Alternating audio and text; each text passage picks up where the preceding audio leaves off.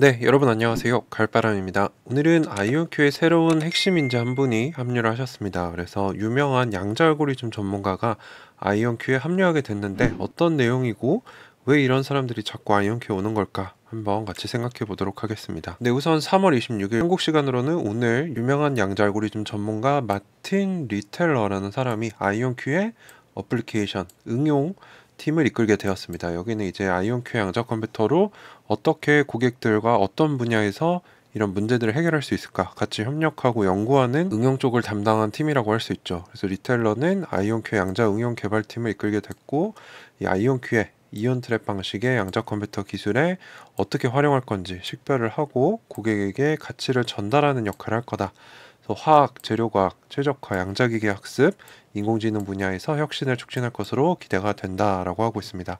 참고로 이 리텔러 박사는 마이크로소프트에서 양자 알고리즘, 컴파일, 회로 합성 및 최적화를 연구하는 응용 연구, 양자 탐사팀을 이끈 사람입니다. 그래서 마이크로소프트에서 10년 넘게 근무를 하셨고요. 그래서 아이온큐 CEO인 피터 제프맨 사장님이 뭐라고 했냐? 양자 알고리즘 분야의 세계적인 리더인 마틴이 중요한 역할에 이제 담당하면서 회사에 합류하게 된 것을 기쁘게 생각한다. 그래서 독특한 경험을 가지고 있고 이것이 아이온큐가 상업적 이점을 얻는데 가속화하는 역할을 할 것이다 라고 얘기를 했고요. 리텔러는 내 경력은 양자 컴퓨팅의 잠재력을 실현시키고 고객에게 가치를 제공하는 구체적이고 프로그램화된 이런 솔루션을 개발하는 데 평생을 바쳐왔다. 그래서 이러한 기술이 세계 컴퓨팅을 바꿀 전환점에서 아이온큐에 합류하게 돼서 좋다. 뭐 이런 얘기를 했습니다. 자, 그래서 이 리텔러 박사는 양자 알고리즘 분야에서 굉장히 유명한 선도적인 연구자였다라고 하는데 2007년부터는 NEC라는 이제 일본의 대기업이죠. IT 대기업인데 여기에 미국에 있는 연구소에서 양자 컴퓨팅 팀을 이끌었었고 2007년부터 그리고 12년부터 13년까지는 정부 고급 연구 프로젝트 이제 정부 쪽 기관인 것 같아요. 여기서 자금을 지원한 양자 컴퓨터 과학 프로그램의 주요 조사원으로 연구를 했었다. 그리고 2013년부터는 마이크로소프트에 합류를 해서 지금의 이 양자 컴퓨터들이 올라가 있는 마이크로소프트의 클라우드인 아주어 퀀텀 그리고 아주어 퀀텀 엘리먼트 팀의 설립 멤버였고 이 양자 컴퓨터를 개발하는 언어 중 하나인 큐샵 라이브러리를 개발하는 팀을 이끌었고 양자 컴퓨팅 연구자들의 팀을 관리했던 사람입니다. 그래서 마이크로소프트에서도 이 양자 쪽에서 굉장히 핵심 인물이었다는 거죠. 전 세계적으로 110개의 특허를 가지고 있고 140여 편의 논문의 공동 저자이기도 하다. 그래서 이 리텔러 박사 임명은 아이온큐가 이 산업 전문가 팀의 지원을 통해 혁신을 주도하고 응용을 발전시켜서 고객들에게 가치를 전달하는 양자 컴퓨팅을 하겠다라는 얘기죠.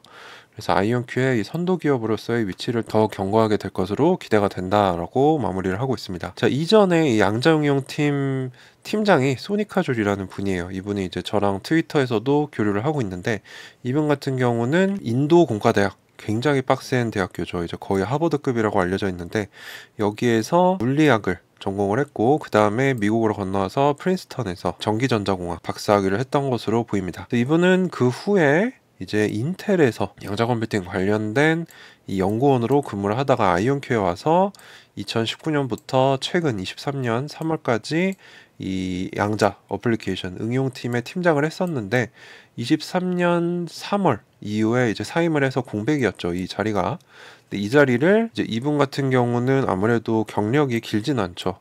그래서 한 10년 정도 된 분인데 이제 이 마틴 리틀러 박사가 와서 그 자리를 대신하게 됐다. 그래서 이분 같은 경우는 카를스루해 공과대학이라는 독일의 명문 공과대학에서 공부를 하셨고 그 다음에 워털루 대학교, 캐나다에 있는 워털루 대학교에서 이 양자 컴퓨팅 공부를 하셨던 것으로 보입니다. 그리고 아까 말씀드린 이 NEC라는 일본의 대기업, IT 대기업에서 수석 연구원으로 계셨던 것으로 보이는데 저도 이 기업에 대해서 잘 몰랐는데 보니까 설립일이 무려 1899년이고요. 상장을 1948년에 했고 매출액이 30조 가까이 되고 종업원은 거의 12만 명입니다. 그래서 굉장히 큰 회사인데 미국에 또 이렇게 연구소가 있었는데 여기서 양자 컴퓨팅 팀을 이끄는 수석 연구원이셨더라고요. 그래서 여기서 한 9년 정도 근무를 하셨고 그 다음에 이제 마이크로소프트에서 여러 가지 부직을 담당을 하셨는데 수석 연구원부터 이제 매니저까지 하시고 그 다음에는 양자 응용팀의 팀장 한 부장급 정도 되는 것 같아요. 여기서 마이크로소프트의 이런 양자 어플리케이션을 개발하고 관리를 하셨던 것으로 보입니다. 그래서 마이크로소프트에서 워싱턴 주에서 10년 반 정도 근무를 하셨고요. 자, 그러면 이 사람이 어느 정도 급이 되는지 한번 참고 자료로 보시면 이제 핵심 연구자들의 커리어를 비교를 해볼 수 있습니다. 그래서 두 공동 설립자이신 크리스 먼로 교수님과 김정상 교수님, 그 마틴 리틀러 박사님을 놓고 이제 주로 학자들을 어느 정도 레벨인가 봤을 때는 H 인덱스라는 걸 써요. 그래서 뭐 논문이 어느 정도 응용이 되었는지 그걸로 이제 교수님의 이런 레벨을 보는 그런 점수인데, 크리스 먼로 교수님은 100점이 넘습니다.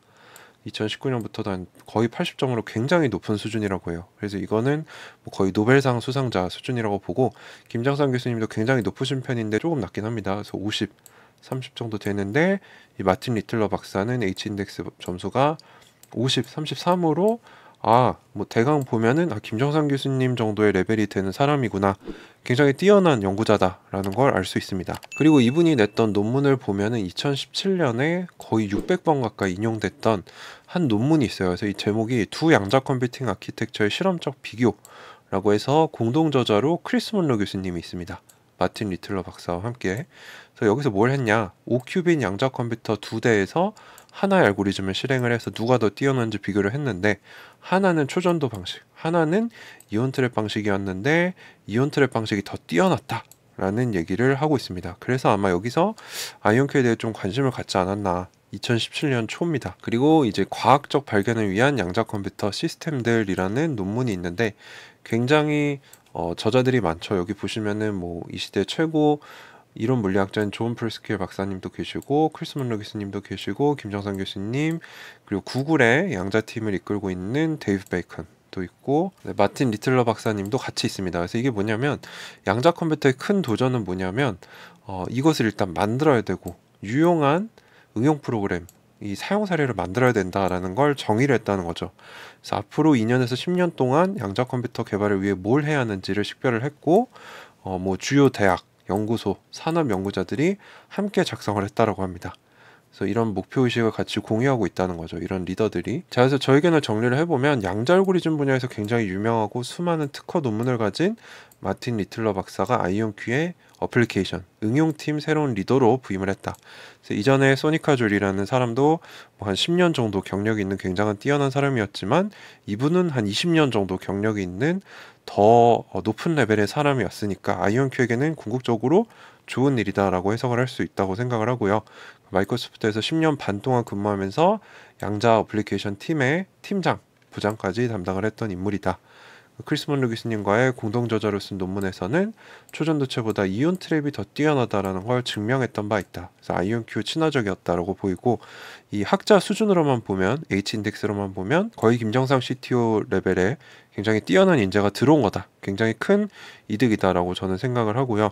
참고로 23년 12월에도 마이크로소프트의 수석 연구원인 니콜라스 델포제라는 사람이 아이온큐의 양자 오류 수정 팀을 꾸리기 위해 아이온큐에 왔습니다. 제 영상에서도 다뤘죠. 그래서 이분이 자기가 마이크로소프트에서 근무를 했는데, 아이온큐의 이제 내결함성, 오류가 극복된 형태의 양자 컴퓨터를 설계하기 위해 양자 오류 수정 팀을 구성하기 위해 아이온큐에 합류했다. 작년 12월에. 이분 같은 경우도 뭐 H 인덱스만 보면은 한 김정상 교수님이나 마틴 리틀러 박사님의 한 절반 정도 수준? 그래서 이분도 한 10년 차, 한 과장 차장급 정도로 보면 될 것 같아요. 그래서 보시면 칼텍에서 포닥을 했고, 그 다음에 마이크로소프트에서 6년 좀 넘게 연구원으로, 수석 연구원으로 있었고, 23년 12월에 아이온큐에 와서 지금 양자 오류 수정 팀을 꾸려가고 있다 라고 볼 수 있습니다. 그래서 양자 오류 수정 전문가 연구했던 사람이 또 아이온큐에 왔었다는 거죠. 그래서 결론을 내려보면은, 외부자인 우리가 이 기술력이나 뭐 이런 서로 공방을 주고받는 뉴스만 보고서는 누가 우위에 있는지는 사실 판단하기 어렵습니다. 근데 각 양자 기업들이 내는 매출, 그리고 양자 컴퓨터 판매 계약, 그리고 또 제가 보는 것 중에 하나가 회사 규모 동향이죠. 회사가 커지고 있는가, 또는 인력을 자르고 있는가, 그리고 합류하고 있는 인재들의 품질뿐만 아니라 퇴사하는 사람들이 있는가, 요거를 보는 게 어떻게 보면 외부자인 우리가 봤을 때 가장 중요한 힌트라고 보는데, 아이온큐는 이런 면에서 잘하고 있다는 거죠. 그래서 사실 디웨이브나 리게티나 다른 회사들에 대해서는 요거를 제가 조사는 못 해보고 있는데, 앞으로는 그쪽도 한번 해볼 생각입니다. 이런 것들을 파악해 보면은 누가 앞서고 있는지 가늠은 할 수 있다는 거죠. 100% 맞진 않겠지만.